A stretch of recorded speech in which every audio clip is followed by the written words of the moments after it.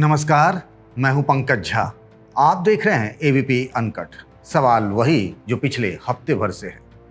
UP का most wanted विकास दुबे कहां है? उसका अभी तक पता तो नहीं चला कि आखिर वो कहां है, लेकिन उसकी तस्वीरें आई हैं।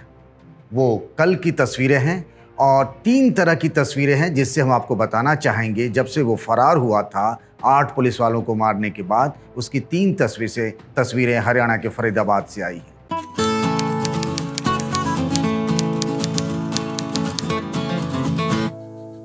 एक में वो होटल के सीसीटीवी कैमरे में वो दिख रहा है, एक तोंद निकला हुआ सा आदमी। एक बीकानेर स्वीट के पास वो झोला लिए हुए दिख रहा है और एक जगह वो ऑटो में बैठकर जाते हुए दिख रहा है।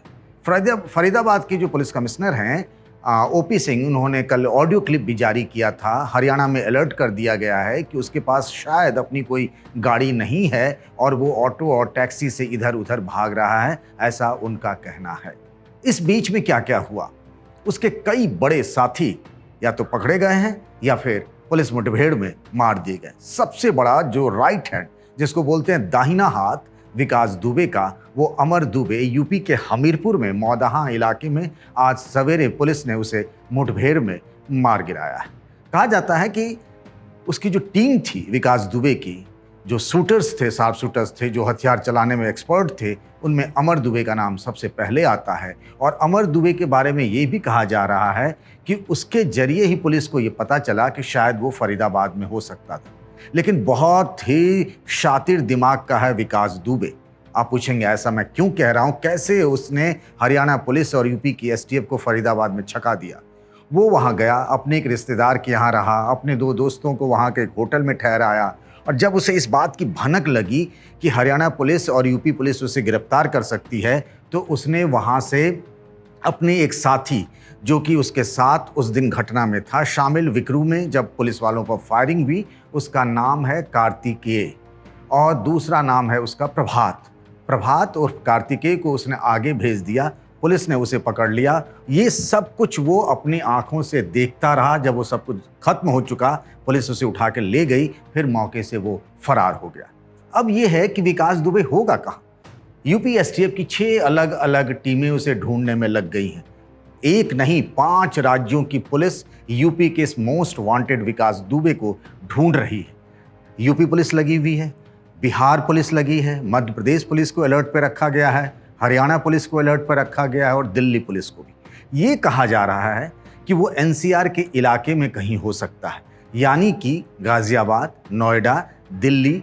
ये खबर आ रही है कि उसे इस बात का डर है और इस बात की पक्का जानकारी मिली है, क्योंकि जो साथी पकड़े गए हैं उसके फरीदाबाद से, उन लोगों ने ये बताया कि वो बहुत डरा हुआ है। उसे लगता है कि अगर यूपी एसटीएफ ने उसे पकड़ा तो पुलिस मुठभेड़ में मार दिया जाएगा और उसे अपनी जान का डर है, इसीलिए किसी भी हालत में वो सरेंडर करना चाहता है। वो यूपी पुलिस से पहले ही कानून के सामने पेश होना चाहता है, अपनी जान बचाना चाहता है और इसीलिए कुछ वकीलों के, कुछ अपने दोस्तों के साथ वो कांटेक्ट में था और चाहता था कि दिल्ली की किसी अदालत में वो सरेंडर कर ले। लेकिन उससे पहले ही पुलिस को इस बात की भनक लग गई और ये फिर मामला रफा दफा हो गया।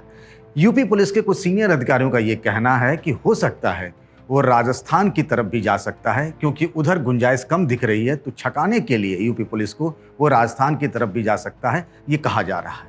2 और बड़ी चीजें हुई हैं इस दौरान।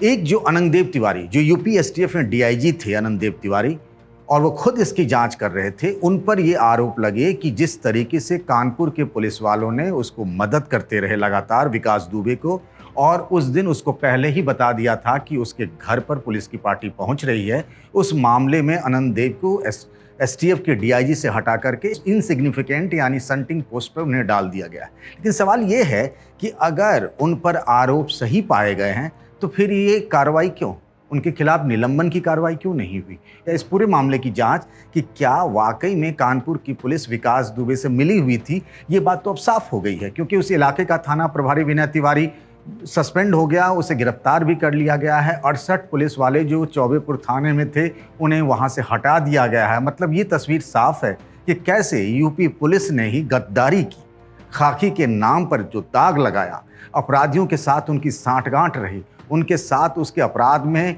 उसके काले धंधे में ये पुलिस वाले शामिल रहे और इसकी वजह से 8 पुलिस वालों की जान चली गई और वो बचकर भाग निकला अपनी पत्नी समेत। ये यूपी पुलिस के लिए गद्दारी बहुत लंबे अरसे तक, या फिर कह लें कि याद रखी जाएगी। अब सवाल ये है कि विकास कहाँ कहाँ हो सकता है। जैसे हमने कहा 5 राज्यों की पुलिस अलर्ट पर है, उसके जो एनसीआर इलाके में होने की बात बताई जा रही है, इसीलिए इन सभी जिलों की पुलिस को अलर्ट कर दिया गया है।